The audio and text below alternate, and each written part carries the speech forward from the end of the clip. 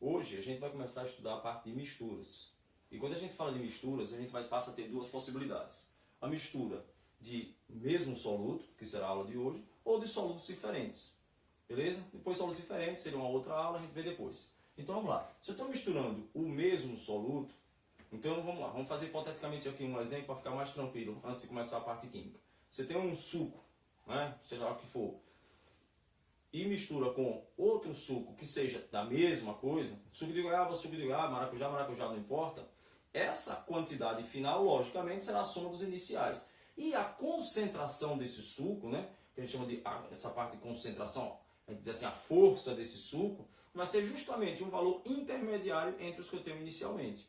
Eu não tenho como misturar um suco de goiaba forte com um fraco, ele vai ficar mais forte ainda. Aí seria maravilha. Eu misturava um forte com um fraco, ficava mais forte, e aí o resto da vida ia obtendo suco. Então, mistura um forte com um fraco, ficou intermediário. E quem vai definir para a gente essa ponderação, essa média que vai ser definida? Quem pondera para a gente, matematicamente aqui, é justamente o volume. Quem vai definir para onde essa concentração estará em maior, né, mais próxima de, vai ser o volume. Porque se você pegar, vamos lá, 2 litros de um suco de goiaba, bem fraquinho, e um copinho do forte, com certeza a concentração final será muito mais próxima do fraco do que do forte. Por quê? Porque o volume desse suco mais fraco ele é preponderante, né? A ponderação dele é mais importante do que o que está em menor proporção. Vamos agora um pouco para a parte prática. Bom, vamos lá. Quem é o volume final? Com certeza a soma dos iniciais. Quem é a minha concentração final? Como a gente acabou de ver, com certeza um valor intermediário dos iniciais. Vai depender de quanto cada um vai dar. Beleza?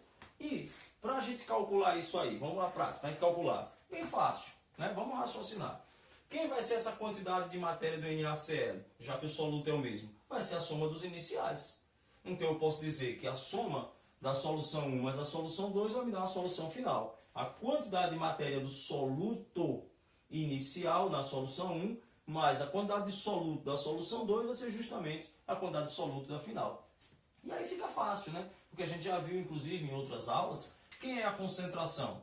É o número de mols do soluto sobre o volume. Se ele é constante, nesse caso aqui, desculpa, ele é somado, então eu posso dizer que MI-VI ou MI1-V1 vai ser igual, mais M2-V2 vai ser igual a MF-VF. Quem é a concentração comum? É a massa do soluto sobre o volume da solução. Tranquilo? Como a massa do soluto ela é, né, concentração vezes o volume, eu posso afirmar então que a concentração de 1V1 mais a concentração de 2V2 vai ser justamente o CF-VF. Vamos repetir para ficar bem claro? A quantidade de matéria do soluto, seja em mol, seja em massa, seja em volume, no final, vai ser a soma dos iniciais. Afinal de contas, se você está misturando o mesmo soluto, suco de maracujá, no final você vai ter suco de maracujá, o volume é maior, mas a quantidade de suco, né, do suco em si, não da água, vai ser o somatório. Então, eu posso afirmar que N1 dá 1, N1 dá 2, vai ser igual a N1 na final. Beleza? Quem é a molaridade? É N1 sobre V. Como N1 a gente já está definindo aqui, vai ser MI-VI mais M2-V2, MF-VF. E assim você pode fazer para qualquer fórmula. Vamos dar um exemplozinho. Eu tenho aqui uma solução aquosa de ácido clorídrico com 200 ml, né, 0,2 litros de concentração 6 mols por litro. Estou misturando com 800 ml, 0,8 litros de 2 mols por litro. Antes de fazer a conta, primeiro raciocínio, né?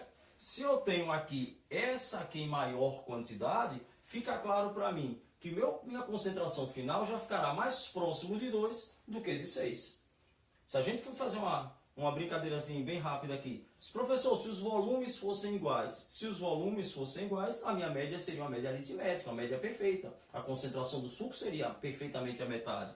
Nesse caso aqui daria 4. Como esse aqui está em maior quantidade, eu posso afirmar que a minha concentração estará entre 4 e 2.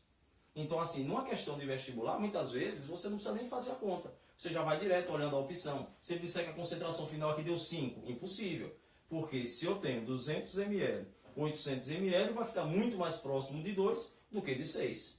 Beleza? Bom, fazendo a continha pela nossa lógica, 0,2 vezes 6 mais 0,8 vezes 2 vai ser mF vezes a soma, que vai dar 1 litro. A minha concentração final foi 2,8, o que era esperado. Afinal de contas, esse aqui está em maior quantidade. Beleza? Um abraço.